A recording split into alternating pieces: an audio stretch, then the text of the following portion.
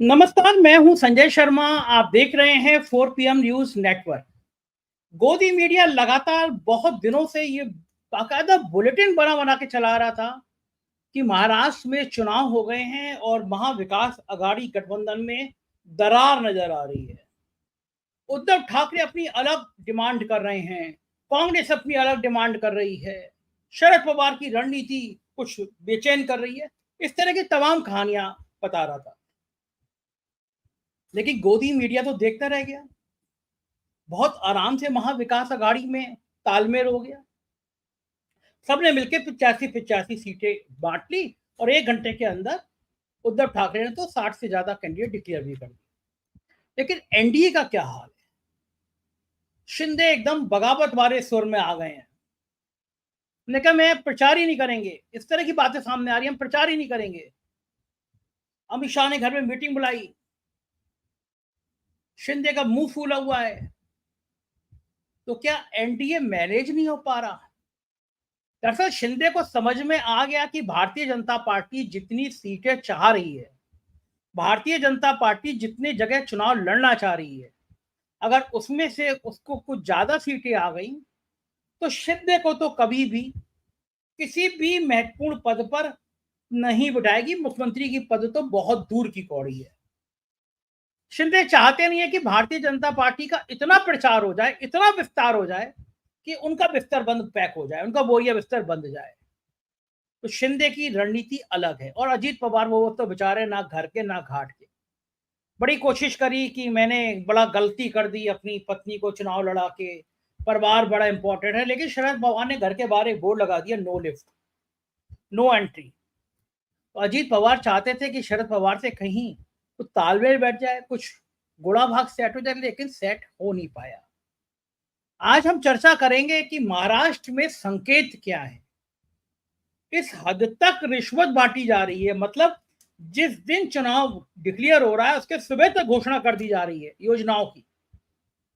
और चुनाव आयोग तो हमारा इतना बढ़िया है, गांधी जी के 3 बंदर की तरह है। उसे दिखाई नहीं देता, उसे सुनाने के लिए उसके पास मुंह नहीं है, सुनने के लिए कान नहीं है। वो तो जो हुक्म मेरे आका, जो मोदी जी कह दें, जो शाह कह दें। उन्होंने कहा अभी रुक जाओ, अभी महाराष्ट्र में एक योजना का उद्घाटन और होना है, एक योजना की शुरुआत और होनी है। बोले जी हजूर, रुक जाते हैं 3 बजे तक। अब समझ में आया कि हरियाणा और कश्मीर के साथ महाराष्ट्र के चुनाव क्यों नहीं हुए, क्योंकि वहां पे योजनाओं की, जो मोदी जी के शब्दों में जो रेवड़ियां बांटने की कवायद है, वो पूरी नहीं हुई। ऐसे चुनाव आयोग से आप अपेक्षा क्या कर सकते हैं, उम्मीद क्या कर सकते हैं? तो आज की बातचीत शुरू करेंगे। बहुत खास मेहमान मेरे साथ जुड़े हैं। सुधीर सक्सेना जी, आप सब परिचित हैं, बहुत सीनियर जर्नलिस्ट हैं मध्य प्रदेश के, तमाम जगह आप उनको देखते पढ़ते रहते हैं, मेरे साथ हैं। दिलीप चौहान चाहते हैं, हिमाचल प्रदेश से हैं, बहुत बढ़िया, बहुत उम्दा बोलते हैं, आज हमारे पैनल में। और हम लोगों के बड़े भाई और सबसे सीनियर, और जिनको हर क्षेत्र में जिन्होंने इतनी विशेषज्ञता हासिल करी है, टीवी की दुनिया हो, रेडियो की दुनिया हो, उपन्यास हो, कहानी हो, गजल हो, आज तक राज्यसभा टीवी में विकिपीडिया है पत्रकारिता के, राजेश बादल जी वो मेरे साथ जोड़ रहे हैं। हम लोग बातचीत की शुरुआत करेंगे, एक छोटा सा वीडियो देखते हैं और फिर चर्चा शुरू करते हैं। प्रचार तक ना करने की धमकी दे डाली है और अब चुनाव जितना नजदीक आ रहा है, सियासी हलचल उतनी ही तेज होती जा रही है। महाराष्ट्र में एनडीए गठबंधन यानी कि महायुति के बीच विवाद कम होने का नाम नहीं ले रहा है। मामला तो इतना बढ़ गया है कि दिल्ली में बैठे शीर्ष नेताओं को इसमें दखल देनी पड़ रही है। सीट शेयरिंग के मुद्दे पर भाजपा और एकनाथ शिंदे की शिवसेना के बीच तनाव काफी ज्यादा बढ़ गया है। खासतौर पर मुंबई और थाने की क्षेत्र की 4 सीटों को लेकर ये विवाद अपने चरम पर पहुंच गया है। यहाँ तक कि मामला इतना बढ़ गया है कि अब एकनाथ शिंदे सेना के नेताओं ने प्रचार तक न करने की धमकी दे डाली है। और अब ऐसे में बीजेपी का शीर्ष नेतृत्व और खासकर अमित शाह इस मामले को जल्द से जल्द सुलझाने की जद्दोजहद में लगे हुए हैं। अमित शाह के घर बुधवार को महायुति की बैठक हुई। इसमें भाजपा और अजीत पवार की एनसीपी शामिल हुई, मगर एकनाथ शिंदे न तो खुद गए और न ही अपने किसी नेता को भेजा। जिसके बाद आज अमित शाह ने एक और बैठक बुलाई, जिसमें देवेंद्र फडणवीस, अजीत पवार और एकनाथ शिंदे भी पहुंचे। अब इस बैठक में बात बन पाई या नहीं, ये तो वक्त ही बताएगा, लेकिन फिलहाल ये तो साफ है कि शिंदे और अजीत पवार बीजेपी के लिए गले की फांस बन चुके हैं। बिल्कुल ठीक बात है। ऐसी फांस की जो ना आप निगल सकते, ऐसा कांटा जो ना निगल सकते ना उगल सकते। प्रदीप चौहान जी दूसरों की मजाक उड़ा रहे थे कि महाविकास अघाड़ी में तालमेल नहीं हो पा रहा, गठबंधन नहीं हो पा रहा, लेकिन महायुति की तो रायता अलग फैल गया, अलग बिखर गया है। अभी तक कैंडिडेट डिक्लेयर नहीं है, और जो रेवड़ी की तरह बांटा है कि कन्याओं को इतना, महिलाओं को इतना, भाइयों को इतना, क्या इसका चुनाव में असर पड़ेगा? या फिर महाराष्ट्र में यह मुद्दा उठेगा कि जो उनके भगवान है महाराष्ट्र के छत्रपति शिवाजी जी, भ्रष्टाचार की एक जीती जागती मिसाल है, मूर्ति गिर गई, इतना भयंकर अपशकुन, और लोगों के दिल में दर्द हुआ कि ये उज्जैन में, मध्य प्रदेश में आप देख रहे हैं कि उज्जैन के महाकाल में मूर्तियां बनी, एक आंधी आई सब मूर्तियां टूट गई। इससे ज्यादा यहाँ पे एक्सप्रेस से बनते बनने की देर नहीं होती, वो टूट जाते हैं। दिल्ली में एक सड़क बनती है जो 10 करोड़ की सड़क थी, वो 250 करोड़ में बनती है। गडकरी जी की सोने की सड़क कही जाती है। इस स्थिति में प्रदीप जी, आपको क्या लगता है महाराष्ट्र में क्या शिंदे मान जाएंगे? शिंदे को अपना भविष्य नहीं दिख रहा कि ये बाद में उनकी बैंड बजा देंगे?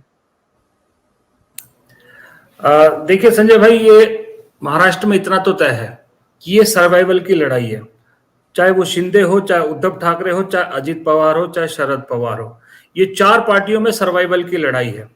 तो इस वक्त जिस तरह से शरद पवार ने 85 सीटें ली है, उद्धव ठाकरे 85 ले जा चुके हैं, अभी और भी लेंगे शायद, उसके बाद शिंदे और अजित पवार की लड़ाई और मुश्किल हो गई शिंदे के लिए खास करके, क्योंकि शिंदे ने जिस उस पे पार्टी अलग की थी, तोड़ी थी, जिस मराठा उसके लिए उन्होंने कहा था पार्टी तोड़ी थी हिंदुत्व के मुद्दों के लिए, आज की डेट में उन्हें बहुत जरूरी है कि कम से कम उतना तो मिले जिनको जितना उद्धव ठाकरे को मिला है।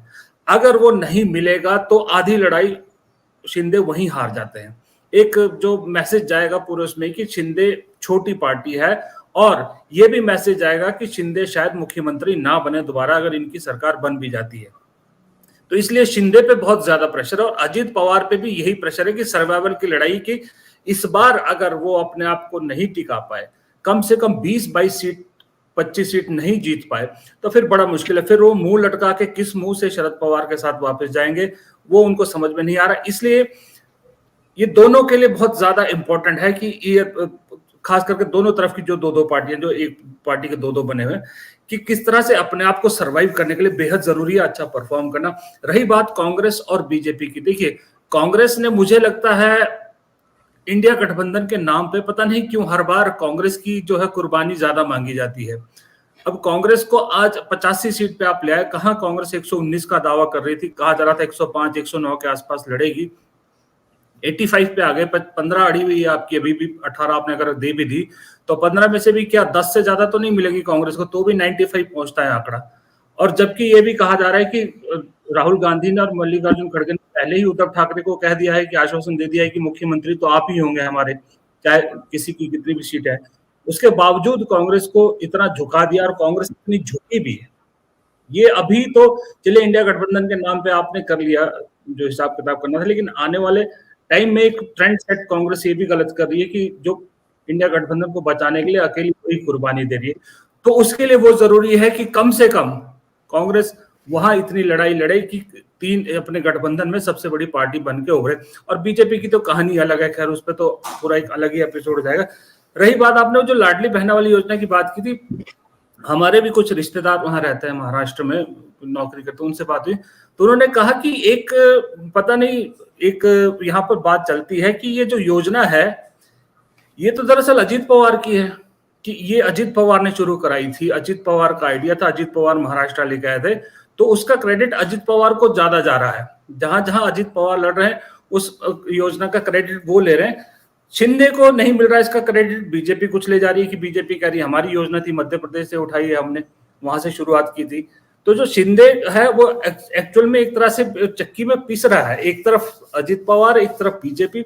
बड़ी अजीब सी स्थिति इस टाइम लग रही है। और खास करके यहाँ जहां हम रहते हैं, यहाँ भी बहुत सारे मराठी जो है वो काम करते हैं महाराष्ट्र के, जो लाइन इलेक्शन के लिए जाना चाहते हैं, वो दिवाली के बाद छुट्टियां लंबी करके चले जाएंगे।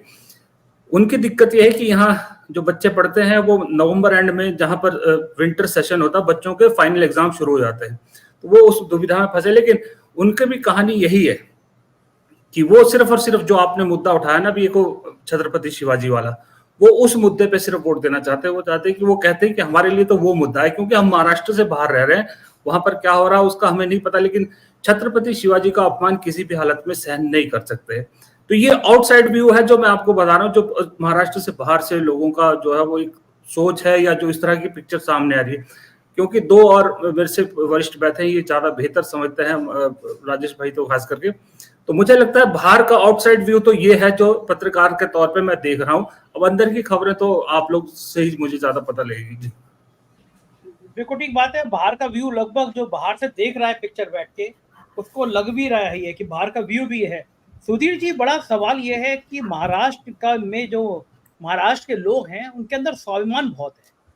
मैं देखता हूँ कि महाराष्ट्र मानुस जो है वो अपने स्वाभिमान के लिए जीता जागता है। आप लगातार उसके स्वाभिमान के साथ खिलवाड़ कर रहे हैं। महाराष्ट्र के सारे उद्योग उठा के आप गुजरात ले जा रहे हैं। बड़ी बड़ी इंडस्ट्री महाराष्ट्र की गुजरात चली गई।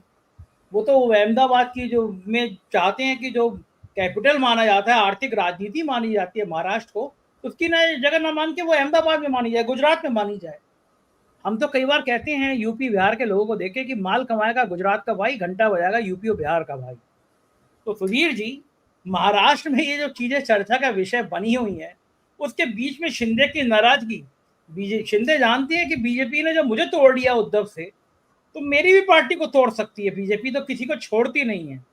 इन स्थिति में आप महाराष्ट्र की राजनीति को किस तरह देखते हैं सुधीर जी? धन्यवाद संजय जी। अभी जैसा कि प्रदीप जी ने कुछ बातों की ओर संकेत किया, महाराष्ट्र में लड़ाई वजूद की लड़ाई है। चाहे वो अजित पवार की एनसीपी हो, चाहे शिंदे की शिवसेना हो।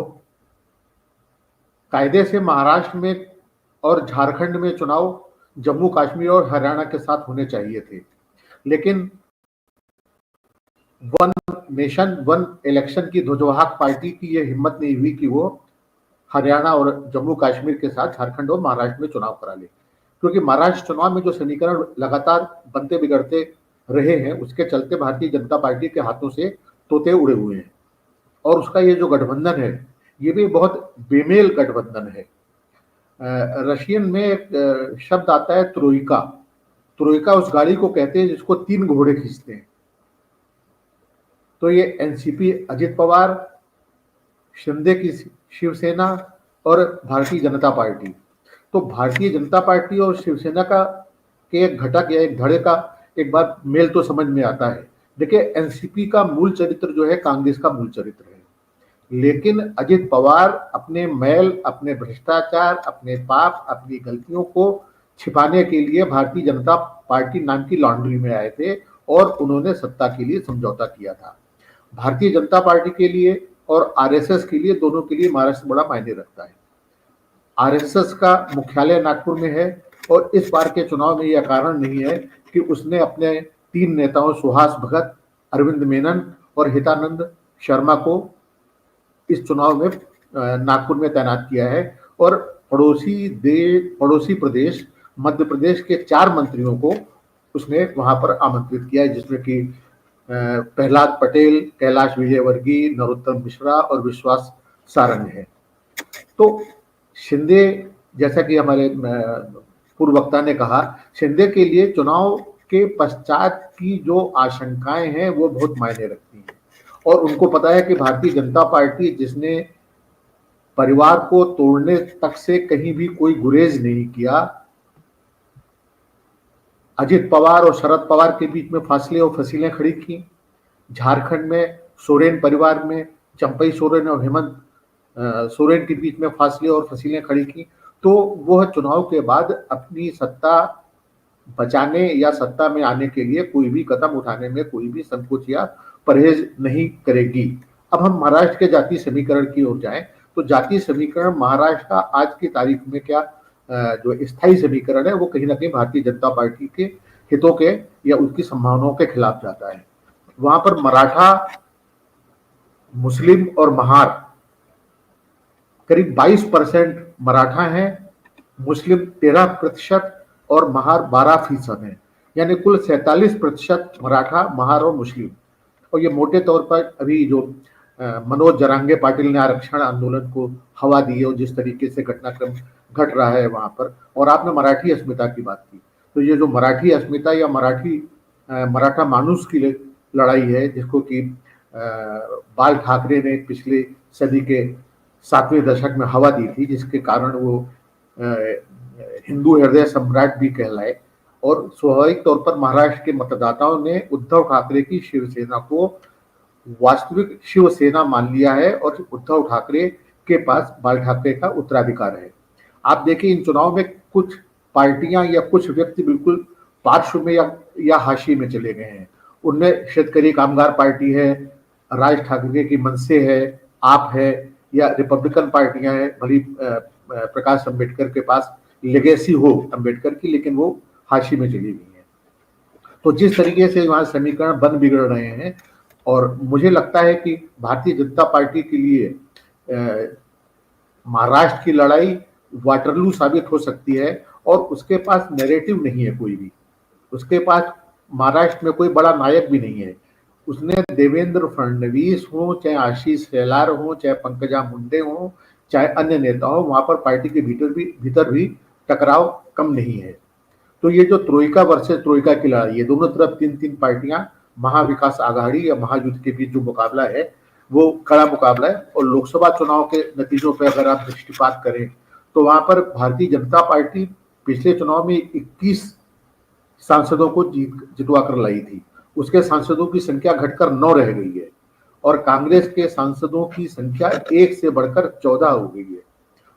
बीजेपी ने अशोक चव्हाण और विखे पाटिल जैसे बड़े नेताओं को अपनी पार्टी में लाने की सफलता अर्जित की, लेकिन नांदेड़ की सीट अशोक चव्हाण की, वहां भी वो पराजित हुई, और विखे पाटिल के पुत्र भी चुनाव हारे। तो जिस तरह से लगातार समीकरण बन बिगड़ रहे हैं, मुझे लगता है कि महाराष्ट्र में मुकाबला बहुत रोचक भी है, रोमांचक भी है, और शरद पवार जैसा अनुभवी, दूरदर्शी और एक ऐसा नेता इस वक्त INDIA गठबंधन के पास है, जो महाराष्ट्र में राजनीति को अलग दिशा और दशा दे सकता है। और जिस तरीके से NCP के अनेक नेता लगातार शरद पवार के संपर्क में हैं, उनसे मिले हैं, उनकी पार्टी ज्वाइन की है, उससे मुझे लगता है कि महाराष्ट्र का चुनाव बहुत दिलचस्प होगा। आगे देखिए होता है क्या। अभी समय मतदान में भले ही कम हो, लेकिन घटनाक्रम बहुत तेजी से घट रहा है, और ये अकारण नहीं है कि अमित शाह को वहां के नेताओं को बुलाकर बैठक करनी पड़ी है। संजय जी, बिल्कुल ठीक है ना सुधीर जी, बहुत आपने बढ़िया विस्तार के साथ पूरा चित्रण कर दिया। राजेश जी, एक चीज बहुत मजेदार हो रही है, मैं देख रहा हूँ बहुत दिनों से ये गोदी मीडिया के तमाम चैनल बदल के मैं देख रहा हूँ, ये इंडी गठबंधन नहीं कहते, अब ये इंडिया गठबंधन पे आ गए हैं। मतलब मैंने देखा जो इंडी गठबंधन कहते थे, वो सारे लोकसभा के चुनाव के नतीजे के बाद वो इंडिया गठबंधन पे आ गए हैं। तो सुधीर चौधरी जी ने तो एक शो भी ऐसे कर दिए जो मतलब शायद लोग कहने लगे कि इनका हृदय बदल गया, लगा हृदय परिवर्तन हो गया।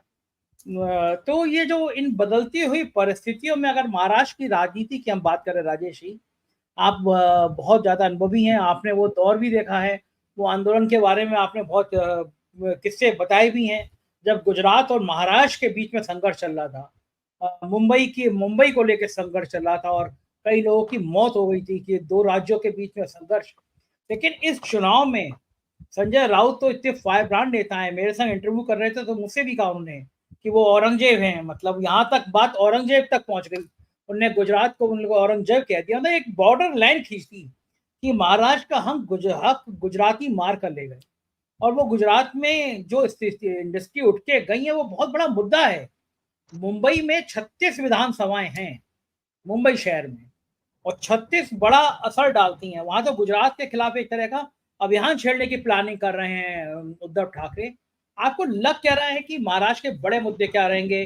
छत्रपति शिवाजी की प्रतिमा का गिरना होगा, वहां भ्रष्टाचार का मुद्दा होगा, आरएसएस की जबरदस्त ब्रांडिंग चल रही है। मुझे बड़ी हंसी आ रही है कि हरियाणा का चुनाव आरएसएस ने जिता दिया। आजकल अखबारों में खबर छपाई जा रही है कि आरएसएस की वजह से ये हो रहा है, आरएसएस योगी आदित्यनाथ से मोहन भागवत मिले, अब उपचुनाव में आरएसएस जुट गया। मुझे तो राजेश जी कहीं अब आरएसएस की शाखा नजर नहीं आती। कभी कभी ऐसा होता है जब आपकी दुकान उजड़ रही होती है तो दुकान पे झाड़ पोछ करते रहते हैं लोग कि दिखती रहनी चाहिए। तो मुझे लग रहा है मोदी जी ने खुद संघ को वहां तक पहुंचा दिया कि संघ को मजबूरी में अपनी ब्रांडिंग करनी पड़ी ना। हरियाणा में हमने जिता दिया, लेकिन मोदी जी संघ को भी नो लिफ्ट वाले भाव में अटके हुए हैं। तो क्या लगता है महाराष्ट्र में और खासतौर से नागपुर में नागपुर में कुछ सीटों की घोषणा नहीं कर पा रहे थे, वो भी गडकरी का क्षेत्र, फडणवीस का क्षेत्र, संजय जोशी का नाम जब बार बार निकल के आता है, वो नागपुर से ताल्लुक रखते हैं। इन सारी राजनीति के बीच में आप महाराष्ट्र की राजनीति को किस तरह देखते हैं राजेश? धन्यवाद संजय। देखिए, आपने अपने वक्तव्य में बड़े 2-3 गंभीर इशारे किए हैं, और वो गंभीर इशारे इसलिए कि वो चुनाव में पर्दे के पीछे बहुत गहरी भूमिका निभा रहे हैं। एक कहावत हम लोग अक्सर अपनी जिंदगी में मतलब बहुत यूज करते हैं कि पुराने घाव जो है वो हरे नहीं करना चाहिए, उनको मरहम लगाना चाहिए ताकि वो घाव तकलीफ ना दे। बड़ी मुश्किल से जब 1960 में गुजरात और महाराष्ट्र अलग अलग हुए, तो बड़ी मुश्किल से 30-40 साल में ये घाव जो है भर पाया था। लोगों के दिलों से बड़ी मुश्किल से ये निकला था कि गुजरात एक अलग राज्य बन गया है। और कई साल से फिर हम ये पाते थे, देखते थे कि गुजरात और महाराष्ट्र एक अपने पृथक अस्तित्व के साथ और एक सहोदर की तरह, भाई की तरह रह रहे थे। अब जो आपने संकेत किया, इस बार मैं कह सकता हूं कि जो बीते 5 वर्षों में और जो जिस तरह का व्यवहार महाराष्ट्र के साथ हुआ है, कितनी, क्योंकि अब ये परियोजनाओं पर हमारी बातचीत नहीं है, ओवरऑल इलेक्शन पर है, अन्यथा हम उस पर भी बात करते। कितनी परियोजनाएं गुजरात चली गई महाराष्ट्र से, और महाराष्ट्र से गुजरात भेजे जाने का जो दर्द है, क्योंकि उससे आर्थिक सेहत पे फर्क पड़ता है। मुंबई और महाराष्ट्र को इस देश का, महाराष्ट्र जब कहते हैं तो इसमें इस देश की कारोबारी राजधानी मुंबई भी है। तो मुंबई के लोग और महाराष्ट्र के लोग इस बात से बहुत व्यथित हैं, दुखी हैं कि ये गुजरात जो चीजें जा रही हैं वो महाराष्ट्र की संभावनाएं कम कर रही हैं। तो महाराष्ट्र के हितों का बलिदान करके अगर आप गुजरात जाएंगे तो मुझे लगता है कि इस बार मतदाताओं के दिलो दिमाग को ये चीज मथ रही है। दूसरी चीज, हम ये पाते हैं कि गुजरात के 2 उद्योगपति जो है, जिनके बारे में विस्तार से बताने की कोई आवश्यकता नहीं है, महाराष्ट्र की नब्ज पर उनका हाथ है। ये भी एक चीज अब लोगों को अब ये दुखी करने लगी है। अभी तक ये नहीं, इस नजर से वो नहीं देखते थे कि ये गुजराती हैं। अब मैंने कहा ना कि मैंने करीब 25 साल तक महाराष्ट्र के चुनाव कवर किए हैं, तो अब लोग ये कह रहे हैं कि ये 2 गुजराती हैं, गुजरात से आए हुए लोग। तो इसका अर्थ ये है कि महाराष्ट्र अब अपनी अस्मिता के लिए, अपने सम्मान के लिए इस चुनाव में बहुत गंभीरता से सोच रहा है। एक बात मतलब तो ये, राजेश जी एक मिनट रुकूंगा, इसका मतलब कि इन चुनाव में महाराष्ट्र में भी अंबानी और अडानी छाए रहेंगे। महाराष्ट्र में चर्चा हुआ कि अंबानी और अडानी ने कैप्चर किया है, जिस तरह उस तरह महाराष्ट्र उद्योग वीर उठा के ले गए, यानी महाराष्ट्र की राजनीति में फिर अंबानी और अडानी की चर्चा होनी है। बिल्कुल यही तो बात हो रही है महाराष्ट्र में। अब जो बात हो रही है, मैं खुल के बात साफ कह रहा हूं कि अभी तक ये हो रहा था कि महाराष्ट्र में जो अडानी और अंबानी जो हैं, ये लोग कमाते महाराष्ट्र से हैं और महाराष्ट्र पे खर्च भी करते हैं।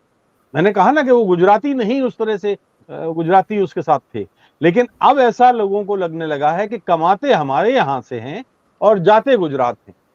तो देखिए, ये तो हम बहुत, हमारे गांव में होता है कि हमने देखा है कि एक ही प्रदेश में अगर एक जिले से दूसरे जिले में कोई यूनिवर्सिटी, कोई कॉलेज, कोई छोटा मोटा संस्थान चला जाता है तो कितना आंदोलन हो जाता है, सड़कों पर लोग उतर आते हैं। तो ये तो एक 2 प्रदेशों का मामला है। तो ये बिल्कुल सही है कि लोगों के दिलों को ये चीज परेशान कर रही है। अभी तक नहीं परेशान कर रही थी, लेकिन ये घाव, आपने हर घाव को हरा किया है, तो अब उस घाव की तकलीफ तो आपको बर्दाश्त करनी होगी। एक बात। दूसरी बात, अभी जो बात हो रही थी राष्ट्रीय स्वयंसेवक संघ की, राष्ट्रीय स्वयंसेवक संघ का राज्य महाराष्ट्र है। इस नाते मुझे लगता है कि भारतीय जनता पार्टी तो सर्वाधिक फायदे में रहनी चाहिए थी, लेकिन इसके बाद भी अगर वो संकट में नजर आ रही है तो संकट में नजर आने का कारण क्या है? खुद जिस तरह से आरएसएस को भारतीय जनता पार्टी के शिखर पुरुषों ने अपमानित किया है, उनको प्रताड़ित किया है, और जिस तरह से उनको उनके साथ भेदभाव किया है, उससे आरएसएस भी दुखी है। आज की तारीख में आरएसएस के भीतर दो वर्गीय एक विभाजन है, वर्टिकल डिवीजन है। एक धारा कहती है, एक धारा ये कहती है कि कैसी भी सूरत में हो वो हमें बीजेपी का साथ देना चाहिए, आखिर हमारा बच्चा है। ये धारा वो कह रही है, वो है जो आप जानते हैं कि संघ में जो संघ के कार्यकर्ता करीब करीब 40-45% लोग या 50% लोग बीजेपी में रहते हैं। तो सत्ता में रहने के कारण जो मलाई खा रहे हैं वो इस धारा के समर्थक हैं। लेकिन दूसरी धारा जो जिसको बहुमत हासिल है, वो ये कह रही है कि जिस तरह से भारतीय जनता पार्टी के दो शिखर पुरुषों ने राष्ट्रीय स्वयंसेवक संघ को अपमानित किया है, उनको हताश किया है, उनको बदनाम किया है, जो कि एक जेपी नड्डा का बयान तो सर्वाधिक चर्चित बयान है कि उन्हें अब जरूरत नहीं है। तो ये जो बात है वो राष्ट्रीय स्वयंसेवक संघ के भीतर अभी चल रही है। अन्यथा आप देखिएगा कि क्या कारण था। नागपुर विदर्भ की राजधानी, विदर्भ में पिछले लोकसभा चुनाव में 5 सीटें उस समय थी, लेकिन इस बार आपने देखा 5 में से वो सीटें घट के 2 सीटें रह गई। तो वो तो आरएसएस का गढ़ है। नितिन गडकरी, देवेंद्र फडणवीस जैसे कद्दावर नेता वहां हैं। तो क्या कारण था? अगर आप पड़ताल करेंगे तो पाएंगे कि राष्ट्रीय स्वयंसेवक संघ को अपमानित और खफा करने का खामियाजा बीजेपी को भुगतना पड़ा। एक अब मैं आता हूं, थोड़ा सा आपके पास वक्त है ना अभी जी? तो देखिए, अब जैसे कि हम उत्तर प्रदेश में देखते हैं, मध्य प्रदेश में देखते हैं, राजस्थान में देखते हैं कि एक प्रदेश में इलाकाई बंटवारा है। मध्य प्रदेश में मालवा है, चंबल है, बघेलखंड है, बुंदेलखंड है, मध्य भारत है, राजस्थान में हाड़ौती है और मारवाड़ है, मेवाड़ है, इस तरह से ढूंढाड़ है। उत्तर प्रदेश के आपको पता ही है सारे अलग। तो यहाँ पे भी 6 मोटे मोटे विभाजन हैं। आपने अपने कथन में कहा था मुंबई 36 सीटों का ब्यौरा किया था। 36 सीटों में ये बात सही है कि 43% जो मेरी जानकारी है, 43% जो है उस पे शिवसेना और जो भाजपा का जो जब गठबंधन हुआ करता था तो वो कामयाब रहा है। 43% पर ये हारते रहे हैं महाविकास आघाड़ी वाले। लेकिन इस बार जो मैंने अभी पिछला कारण बताया गुजरात और महाराष्ट्र वाला, उसके चलते सारी स्थिति बदल गई है। दूसरा विदर्भ का जो मैंने बताया कि 62 सीटों में 3 चुनाव में अगर आप आंकड़ा उठा के देखें तो 55% पर महायुति गठबंधन को कामयाबी मिली थी, क्योंकि आरएसएस ने प्राण प्रण से उनका साथ दिया था। इस बार वो जो चीज है वो मुझे नहीं लग रहा है कि इस बार तो 55% आप कह रहे हैं, इस बार तो मुझे 35 से 38% सीटों से ज्यादा बीजेपी और की जो और उनके सहयोगी दल हैं, शिवसेना और जो सो कॉल्ड शिवसेना है। अन्यथा एक जमाने में शिवसेना तो बड़ा भाई कहती थी बीजेपी। अब तो ये जो शिवसेना उनकी गोदी में है वो एक शिवसेना की के नाम पर एक छोटी सी बोनी सी नाटी सी बहन है। तो वो शिवसेना तो रही नहीं। अब दूसरा भाग विदर्भ और परंपरागत रूप से वो कांग्रेस का रहा है। तो या तो एनसीपी या कांग्रेस, दोनों की स्थिति, दोनों के लिए बार की स्थितियां बड़ी उज्जवल हैं। दूसरे नंबर पे आइए वेस्ट महाराष्ट्र। पश्चिमी महाराष्ट्र में 70 सीटें हैं। 70 सीटों में जो अभी तक जो पिछला नतीजा था वो 76% कांग्रेस, एनसीपी और शिवसेना के पास था। तो जो वो है, इसके बाद चूंकि उनकी सरकार नहीं है, उद्धव ठाकरे के प्रति जो एक सहानुभूति की लहर है वो काम करेगी। तो पश्चिमी महाराष्ट्र में बीजेपी, शिवसेना और एनसीपी जो छोटी सी अजित पवार वाली है, गुटकी सी, उसके लिए कोई स्थान पश्चिमी महाराष्ट्र में नहीं है। अब आइए चलते हैं उत्तर महाराष्ट्र की ओर।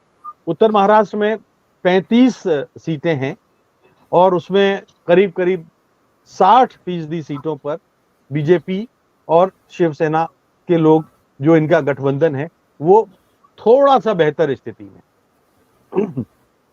यानी पूरे 6 खंडों में अगर मैं कहूं कि उत्तर महाराष्ट्र ही ऐसा है जहां से बीजेपी के लिए थोड़ी सी संभावना बचती है। चौथा आता है मराठवाड़ा। अब मराठवाड़ा में आप आ जाइए तो 46 सीटें हैं। 46 सीटों में 51% सीटों पर आपकी बीजेपी महायुति जिसको वो कहते हैं हमेशा ही हारती रही है। आप आंकड़े देख लीजिए। तो मुझे ये समझ में नहीं आ रहा है कि ये आखिर कहां से दावा कर रहे हैं। इसके बाद अगला आता है ठाणे और कोंकण वाला, जो जब आप ठाणे से लेके और सिंधुदुर्ग रत्नागिरी तक नीचे जाते हैं तो उस सीटों में वहां पे उनके पास 39 सीटें हैं और 39 सीटों में ऑलमोस्ट 50-50% दोनों गठबंधन बांटते रहे हैं। इस बार तगड़ा झटका लगा है शिवसेना ने, जो क्योंकि उद्धव ठाकरे के प्रति इस कोंकण इलाके में जबरदस्त लहर है और वो प्रो उद्धव ठाकरे। तो इसलिए मैं कह सकता हूं कि ठाणे कोंकण से भी झटका लग रहा है। मुंबई का हम जो छठवां बचता है मुंबई, उसका हम विश्लेषण कर चुके हैं। तो खानदेश बीसी का हिस्सा है पश्चिमी महाराष्ट्र का। तो हम ये पाते हैं कि ये वो इलाके ढूंढना हमें हमारे लिए मुश्किल हो रहा है कि जहां पर भारतीय जनता पार्टी के लिए चमकीली संभावनाएं दिख रही हों। उसने जो बोया है वही वो काट रही है। जी संजय जी, बिल्कुल ठीक बात है। और आपने गजब विश्लेषण कर दिया पूरी महाराष्ट्र की राजनीति, एक झटके में आपने दिखा दी। सही बात है, स्थिति यही है। हमारे साथ मनीष भी जुड़ गए हैं, 4PM के महाराष्ट्र के स्थानीय संपादक।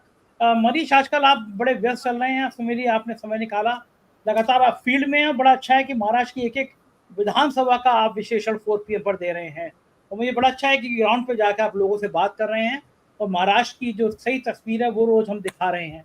मनीष, ये जो कमेंट किए जा रहे थे कि महाविकास अघाड़ी में अभी तक तालमेल नहीं हुआ है, महाविकास अघाड़ी एकजुट नहीं है, उन सब की तो हवा निकल गई। महाविकास अघाड़ी ने तो रिजल्ट डिक्लेयर कर दिया, अपने प्रत्याशी बता दिए 85। लेकिन ये महायुति जो है, शिंदे जी ने कह दिया कि मैं मीटिंग में नहीं जाऊंगा, मैं प्रचार नहीं करूंगा। इस तरह की खबरें निकल के आती रही अलग अलग जगह से। क्या ये अभी रायता और बिखरेगा? शिंदे को डर है कि बीजेपी दूध की मक्खी की तरह निकाल के फेंक देगी। खेल क्या है महाराष्ट्र में? महायुति अभी तक डिक्लेयर क्यों नहीं कर पा रही है कैंडिडेट?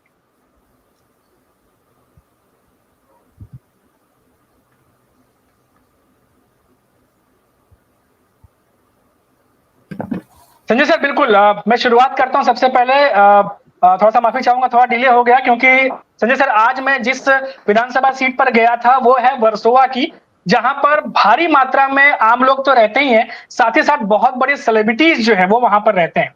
और आज ही मैं वहां से जो है लोगों से बातचीत करके लौटा हूं और अभी जल्दी 4PM पर लोग देख भी सकेंगे कि क्या वहां का रिएक्शन, क्या जनता सोच रही है। मैं आपको बता दूं संजय जी की पब्लिक से मैंने बिल्कुल डायरेक्ट मुझे आपकी बात से ज्यादा अच्छा प्रदीप भाई की मूंछें यूं करना अच्छा लग रहा है।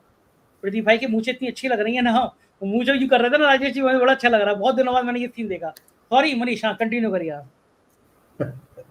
कभी पता है आपको कि प्रदीप जी एक जमाने में क्लीन शेव हुआ करते थे?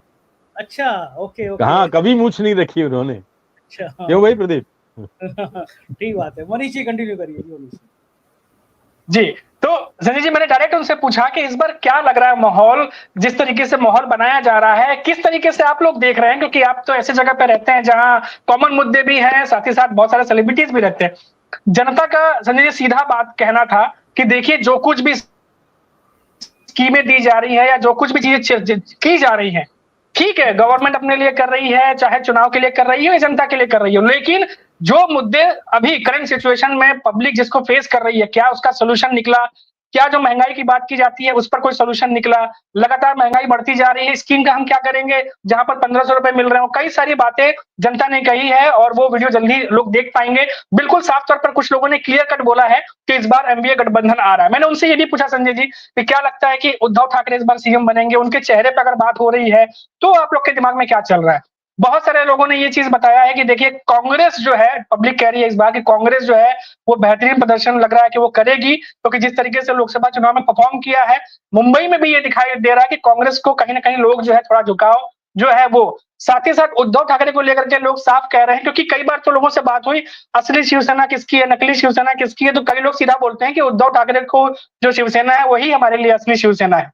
ऐसी भी बातें हमने लोकसभा में भी लोगों ने बोली और अभी भी कई लोग ऐसे मिल जाते हैं।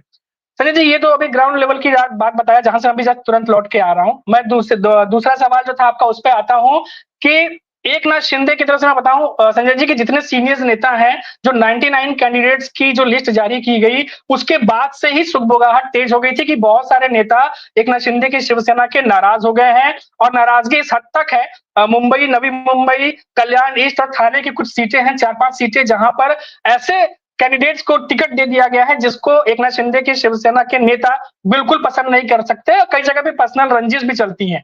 तो इसको लेकर के वो अड़ गए हैं, और कई सीनियर नेता ने बोल दिया है कि आपके चुनाव प्रचार में भी हम नहीं आएंगे अगर इसका सोल्यूशन नहीं निकाला जाता है। तो ये तो अभी नई सिरदर्दी बनी है, इससे पहले लगातार सीट शेयरिंग को लेकर के सिरदर्दी बनी हुई थी। संजय जी, आपको बता दूं, लोकसभा चुनाव के बाद जब मंच पर आए थे एकनाथ शिंदे, तो उन्हीं के पार्टी के नेता हैं रामदास कदम, वो भरे मंच से उन्होंने कहा था कि सीटों को लेकर के अगर बीजेपी के नेताओं से सीट शेयरिंग पर बातचीत नहीं हो पा रही, तो मैं जाके बात करता हूं, मैं सीट शेयरिंग पर अपनी बात रखूंगा। ये बातें कही गई थी। तो कहीं ना कहीं एकनाथ शिंदे भले प्रमुख नेता है, सामने खड़े हैं, सीएम है, लेकिन उनके ऊपर उनके पार्टी का ही भारी दबाव है।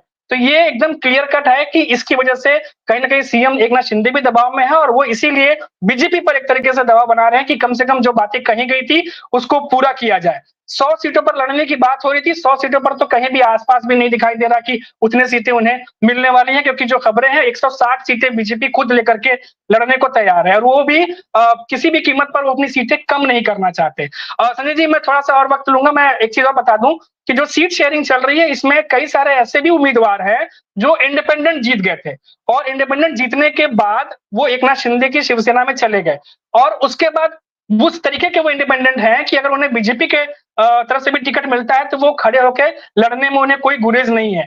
तो ऐसे कैंडिडेट्स को लेकर भी जो है वो रस्साकसी चल रही है कि एकनाथ शिंदे चाहते हैं कि हम उन्हें टिकट दें, और बीजेपी जो चाहती है, क्योंकि उस सीट से कभी उनके पार्टी को कोई विधायक रहे हैं तो वो नहीं मान रहे, तो उनको भी टिकट देना है। इसी वजह से कुछ पेच फंसे हुए हैं, जिसको लेकर के ये अंतरकला, ये खींचतान चल रही है, और ये खींचतान बहुत जबरदस्त तरीके से है। भले इसको कोशिश की जा रही है दबाने की, जैसे हमने लोकसभा चुनाव में भी देखा था कि बहुत सारी बातें आ रही थी, पर लगातार दबाने की कोशिश की जा रही थी। लेकिन 20 मई को, जिस दिन आखिरी 5वें फेज का मतदान समाप्त हुआ, उसके बाद अमरावती से लेकर के मुंबई तक की जो सीटें थी, लगातार कई जगह से ये खबरें आने लगी कि अजीत पवार की एनसीपी ने सपोर्ट नहीं किया एकनाथ शिंदे की पार्टी को, एकनाथ शिंदे की पार्टी की तरफ से ये कहा गया कि कई जगह बीजेपी के नेताओं की तरफ से सपोर्ट नहीं किया गया। तो भले इन चीजों को दबाया जा रहा है, लेकिन कुछ कुछ चीजें जो निकल के आ रही हैं, वो जितनी निकल के आ रही है उससे कहीं ज्यादा उसका इम्पैक्ट है, और चुनाव को देखते हुए कोशिश की जा रही है कि थोड़ा सा दबा कर रखा जाए, ताकि गलत मैसेज जो है महाराष्ट्र की जनता के बीच में न जाए। तो इसको लेकर के बहुत ज्यादा एहतियात बरता जा रहा है, लेकिन इसमें कोई शक नहीं है कि एकनाथ शिंदे की शिवसेना और बीजेपी में लगातार जो खींचतान चल रही है वो बहुत ही भीषण और जबरदस्त है। क्या उम्मीद है आपको मनीष जी, अगर ये नहीं मामला सुलझा 1-2 दिन में, दिन नहीं बचे, अब दिवाली की छुट्टी हो जाएगी, लोग दिवाली मनाने में व्यस्त हो जाएंगे, कैंडिडेट के पास समय नहीं है, और कैंडिडेट के पास में दिल में धड़कन है, जिसका टिकट काटेंगे वो दूसरी तरफ जाएगा। क्या लग रहा है आपको कि ये भी हो सकता है जिसका टिकट कटा वो बगावत कर दे? इस बार की महाराष्ट्र की राजनीति किसी को समझ नहीं आ रही है, कितने बगावत के लोग किधर किधर दिखाई देंगे, ये भी संभव है क्या? जी, संजय जी, ये बहुत अच्छी बहुत जरूरी बात कही आपने, क्योंकि जब हम लोगों से भी जाके मुलाकात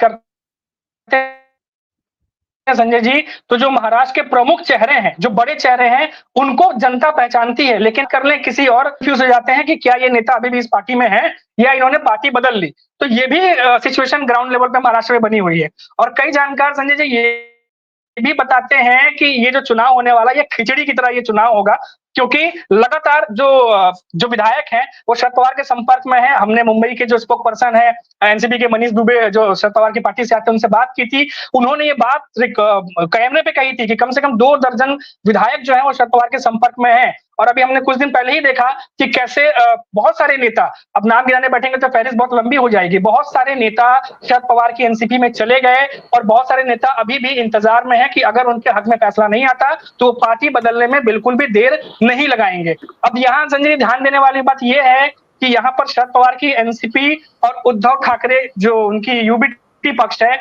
उनके जो तमाम नेता हैं उनको टिकट दिया जा रहा है, लेकिन अभी तक इतना ज्यादा असंतोष उनकी पार्टी में नहीं दिखाई दे रहा जितना कि महायुति में दिखाई दे रहा है। 2022 में जब सबको अपनी पार्टी में शामिल किया तो सारे के सारे विधायक और जितने भी नेता महायुति के साथ जुड़े थे वो अपने ख्वाब और अपने सपने लेकर के जुड़े थे और अपने उज्जवल भविष्य को देख रहे थे कि 2014 में जिस तरीके से मोदी लहर चली या 19 में चली, अगर यही उन्हें लग रहा था कि आगे भी चलेगा और सब कुछ ठीक रहेगा, लेकिन 2024 के लोकसभा चुनाव के बाद सबको ये एहसास हो गया कि वो ऐसा कुछ होने वाला इस बार नहीं है। अब हमें अपना खुद ही देखना पड़ेगा और अपनी लड़ाई खुद लड़नी पड़ेगी और उसी का नतीजा है कि ये जो हेर फेर पार्टी दल बदल तमाम नेता यहाँ से वहां जा रहे हैं, उसी का नतीजा है कि अब नेता आवाज उठाने लगे हैं और अपने लिए टिकट मांगने लगे हैं और कहीं ना कहीं दबाव की राजनीति जो है वो सिर्फ प्रमुख नेता नहीं बल्कि जो बाकी के लोग हैं, जो बाकी नेता हैं, वो भी कर रहे हैं पार्टी के भीतर। बिल्कुल ठीक कह रहे हैं आपने, शुक्रिया मनीष जी, बहुत बढ़िया स्थिति बताई। चलते चलते छोटा छोटा सा कमेंट में लास्ट में ले लूं, एक ही लाइन पूछूंगा, उस पर आपके तीनों के मत में जानना चाहूंगा। प्रदीप जी, शुरुआत आपसे, आपको क्या लगता है कि महाराष्ट्र का सीएम कौन होना चाहिए और क्यों होना चाहिए, संक्षेप में? देखिए, महाराष्ट्र का सीएम तो अब मैं तो महाविकास आघाड़ी की तरफ से बोल सकता हूँ। महाविकास आघाड़ी अगर आती है तो मेरे हिसाब से उद्धव ठाकरे ही होने चाहिए। देखिए, एक तो उनके साथ जो सिंपैथी फैक्टर है और दूसरी बात कांग्रेस के पास सही में बताऊं तो उद्धव ठाकरे जैसा कोई बड़ा लीडर नहीं है अभी। छत्रप है, अगर विलासराव देशमुख होते कहीं तब तो जाहिर सी बात है कि विलासराव देशमुख के सामने कोई नहीं टिकता था, लेकिन आज की डेट में मुझे तो लगता है उद्धव ठाकरे ही। और चुनाव किस जोर जा रहा है ये मनीष ने बता दिया कि मुंबई का रुख अगर ऐसा है तो महाराष्ट्र की कहानी मुंबई अपने आप बता रही है। बिल्कुल ठीक बात है। सुधीर सर, आपके हिसाब से महाराष्ट्र का मुख्यमंत्री कौन होना चाहिए और क्यों होना चाहिए? देखिए, कांग्रेस के नेता राहुल गांधी ने औदार्य और व्यावहारिकता का परिचय देते हुए कहा है कि उद्धव ठाकरे ही महाराष्ट्र के मुख्यमंत्री के तौर पर चेहरा होंगे। और मुझे लगता है कि जिस तरीके से घटनाक्रम पिछले वर्षों में लगातार घटित हुआ है और जिस तरीके से उद्धव को बाल ठाकरे के उत्तराधिकारी के तौर पर जनता ने स्वीकार किया है, उसके चलते उद्धव ठाकरे ही श्रेष्ठ और सर्वाधिक स्वीकार्य नेता होंगे और जनता उन्हें बतौर मुख्यमंत्री देखना चाहेगी। एक बात मैं और कहूंगा कि उद्धव ठाकरे ने शिंदे को और शरद पवार ने अजित पवार को आज तक माफ नहीं किया है। और शिंदे जो कोपरी भाजपा खड़ी सीट से चुनाव लड़ते हैं, उनके खिलाफ उन्होंने जो प्रत्याशी घोषित किया है, तो आप अगर राजनीति के पुराने संदर्भों में जाएं तो एक आनंद दिघे नाम के बहुत बड़े नेता हुए हैं, उनके भतीजे केदार दिघे को टिकट दिया गया है और आनंद दिघे को स्वयं शिंदे अपना आदर्श पुरुष और गुरु मानते आए हैं। तो वहां पर एकनाथ शिंदे का मुकाबला जिस नए प्रत्याशी केदार दिघे से है, तो मुझे लगता है कि वहां पर शिंदे को पसीना आएगा और चुनाव बहुत दिलचस्प होगा। निश्चित तौर पर जिस तरीके से शरद पवार के इर्द गिर्द जमावड़ा हो रहा है और शरद पवार की दूरदर्शिता का लाभ आघाड़ी को मिलेगा, तो उद्धव ठाकरे ही महाराष्ट्र के सर्वाधिक स्वीकार्य और वांछनीय नेता या मुख्यमंत्री होंगे। संजय भाई एक शब्द और बोलूंगा, बनेगा कौन ये तो नहीं मैं कह सकता, कौन नहीं बनेगा इसका मैं आपको गारंटेड कह सकता हूँ, एकनाथ शिंदे नहीं बनेगा चाहे किसी की भी सरकार बने। राजेश जी, उन्होंने प्रदीप जी ने तो आज अपनी लास्ट में मूछ का बात जो होती है ना, वो वही कह दिया उन्होंने कि एकनाथ शिंदे बेचारे सुन रहे होंगे डिबेट को, तो उनके कानों पे खड़ा बड़ा पानी फिर गया होगा। राजेश जी, आपको क्या लगता है कौन होना चाहिए और क्यों होना चाहिए? ठीक कह रहे हैं कि भाई प्रदीप ने एक तरह से मैं कह सकता हूं कि दुखती रग पे बीजेपी की हाथ रख दिया है। शिंदे नहीं होंगे और हम चर्चा कर रहे हैं उद्धव ठाकरे पर। तो देखिए, इसका अर्थ ये है कि शायद हम अब अभी तक के अपने सारे विश्लेषण में ये आधार मान चुके हैं कि उद्धव ठाकरे यानी महाविकास आघाड़ी ही सत्ता में आने वाली है। यहाँ मैं एक डिस्क्लेमर या वो लगाना चाहता हूं कि जो आपने बहुत शुरुआत में संकेत का एक शब्द कहा था, चुनाव आयोग अगर चाहेगा तो, नहीं तो हरियाणा की तरह अगर खेल हो जाएगा तो हमारे सारी चर्चाएं धरी रह जाएंगी और शिंदे नहीं हो तो कोई ना कोई और आ जाएगा। लेकिन फिलहाल जो स्थितियां हैं वो महाविकास आघाड़ी का जो पलड़ा है वो भारी दिखता है। और अगर भारी दिखता है तो उद्धव ठाकरे इसलिए नहीं कि कांग्रेस के पास कोई चेहरा फिलहाल तगड़ा नहीं है। नाना पटोले हालांकि बहुत दमदार कैंडिडेट हैं, बहुत जबरदस्त कैंडिडेट हैं, और इसलिए नहीं कि शरद पवार के पास अजित पवार नहीं है और उनकी बेटी भी स्वीकार्य नहीं होंगी मुख्यमंत्री के तौर पर, इसलिए नहीं, बल्कि इसलिए कि आपको अगर याद हो तो उद्धव ठाकरे ने के पास प्रस्ताव था और उद्धव ठाकरे ने एनसीपी और कांग्रेस का गठबंधन छोड़ने से इनकार किया था और अपनी सरकार गंवाई थी, याद है आपको? तो जिस व्यक्ति ने, जिस शख्स ने अपने गठबंधन के सहयोगियों की खातिर सरकार गंवाई हो, आप उसको कैसे हल्के ढंग से ले सकते हैं? एक बात तो ये है। दूसरी बात ये है कि कांग्रेस का हमें आज से नहीं पहले से पता है और मैं तो 77 के चुनाव से देख रहा हूं, कांग्रेस कभी भी किसी भी चुनाव में कभी चेहरा घोषित नहीं करती। बिल्कुल सही बात अभी प्रदीप ने कही कि विलासराव देशमुख होते तो, अब लेकिन जो नहीं है वो नहीं है।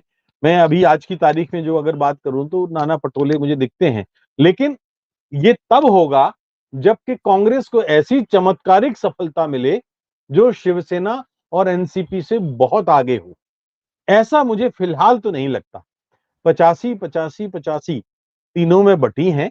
अब जिसका स्ट्राइक रेट, सक्सेस रेट जिसका बहुत अच्छा होगा, शायद वो ऐसा कोई कर सके, लेकिन फिर भी मुझे लगता है कि ना ही कांग्रेस और ना ही एनसीपी के भीतर ऐसा कोई संस्कार होगा कि जो उनके लिए सरकार अपनी गंवा के और बाहर आ गया हो, जो बाल ठाकरे की जो एक विरासत को साथ रखता हो। क्योंकि एक इस चुनाव में बड़ी दिलचस्प बात होने वाली है संजय, कि जो वैचारिक आधार अगर आप देखें तो शिंदे और अजित पवार के पास वैचारिक आधार है क्या? भाई उद्धव ठाकरे अगर बहुत ही अनुदार हो जाएं, कंजर्वेटिव हो जाएं और वो कहें कि हाँ बिल्कुल हिंदू राष्ट्र चाहिए, तो शिंदे क्या कहेंगे? शिंदे उसका विरोध करेंगे? भाई आप जब आमने सामने लड़ रहे हैं तब तो आपको कोई विरोध ही करना पड़ेगा ना। तो कौन सी चीज है जो उद्धव ठाकरे के खिलाफ वो बोलेंगे? इसी तरह से अजित पवार अगर एनसीपी की वैचारिक आधार के खिलाफ क्या बोलेंगे? तो ये एक बहुत ही दिलचस्प समीकरण होगा और मुझे लगता है कि इसमें उद्धव ठाकरे के प्रति सहानुभूति और जो इतिहास है, अतीत है, वो है, और बाकी स्ट्राइक रेट भी बंबई की 36 सीटें और कोंकण का जो है मामला, वो उनको काफी आगे और ले जाएगा। उत्तर भारत में भी शिवसेना, उत्तर महाराष्ट्र में भी जो है शिवसेना काफी अच्छे नतीजे दे सकती है। मेरा ख्याल है मनीष सहमत होंगे मुझसे, क्योंकि उत्तर महाराष्ट्र में जो है ये दोनों पार्टियों का गठबंधन अच्छे वोट लेता रहा है, लेकिन इस बार सहानुभूति उद्धव ठाकरे के साथ। जी बिल्कुल। मनीष, आखिर में कौन होना चाहिए मुख्यमंत्री और क्यों होना चाहिए, आपको क्या लगता है? Mike unmute sir. नहीं हुआ मनीष जी, नहीं हुआ, जरा जोर से दबाइए बटन को तब होगा। हो गया। हाँ संजय जी देखिए, मैं एक एग्जांपल बताना चाहूंगा, जैसा कि सुधीर जी ने अभी बोला कि जो थाने की कोबरी सीट है जहां से सीएम एकनाथ शिंदे खुद विधानसभा चुनाव में उतरे हैं, वहां से जो आनंद दिघे हैं उनके नेफ्यू केदार दिघे को उतारा गया। ये इतना बड़ा डिसीजन है और इसकी तैयारी जब शिवसेना से एकनाथ शिंदे जब अलग हुए थे तब से ही उद्धव ठाकरे ने तैयारी शुरू कर दी थी और जो केदार जी हैं उनको खड़ा करने के लिए एक्टिव पॉलिटिक्स में उनको वहां से तैयार कर दिया था। और बिल्कुल सही बोला सुधीर जी ने, क्योंकि वो खुद सीएम जो है एकनाथ शिंदे, वो कहते हैं कि मेरे गुरु रहे हैं आनंद दिघे, और अब उन्हीं के परिवार के अगर कोई कैंडिडेट खड़े होते हैं तो उनके खिलाफ अब वो कैसे बोलेंगे, एक बहुत बड़ी चुनौती होने वाली है एकनाथ शिंदे के लिए। तो जो तैयारी है, जो सामने खड़े किए हैं कैंडिडेट, ये एक एग्जाम्पल है कि किस तरीके से उद्धव ठाकरे की तैयारी पूरे महाराष्ट्र में है इस विधानसभा चुनाव को लेकर के। और इसीलिए जितनी भी प्रेस कॉन्फ्रेंस होती है एमबीए की, संजय जी आप देखिए, अगर सेंटर में कोई रहता है तो वो सिर्फ उद्धव ठाकरे दिखाई देते हैं। तो एक तरीके से वो बिना बोले मैसेज भी कन्वे किया जाता है कि भले हम अभी नहीं बोल रहे हैं लेकिन बाद में बोलेंगे, लेकिन जो कुछ भी जेस्चर, जो पोस्चर जो दिखाई देता है प्रेस कॉन्फ्रेंस के दौरान, उससे तो यही लगता है कि उद्धव ठाकरे जो है वही होने वाले हैं सीएम फेस का चेहरा। देखो ठीक बात है और बहुत अच्छी पर चर्चा करी है। बहुत बहुत शुक्रिया राजेश जी, आपका, सुधीर जी, प्रदीप जी और मनीष भाई, शुक्रिया, आप सबने इतना समय दिया, आभार। आप देख रहे थे 4 PM की चर्चा और हम लोग बात कर रहे थे कि महाराष्ट्र की राजनीति आखिर क्या गुल खिला सकती है। बहुत बढ़िया विचार रहा है, बहुत पिक्चर क्लियर हुई कि महाराष्ट्र में खेल क्या होने जा रहा है। अमित शाह जी बैठे होंगे हनुमान जी के आगे, हनुमान जी किसी तरह मुसीबत टाल दो, ये आराम से समझौता करा दो, वरना बड़ी फजीयत हो जाएगी। ईवीएम में भी चुनाव आयोग भी कितना परसेंटेज बढ़ा सकता है, 5%, 10%, अगर ज्यादा अंतर हो गया तो राजीव कुमार क्या करेंगे, निर्वाचन आयोग कहेंगे भैया अब तो बख्श दो।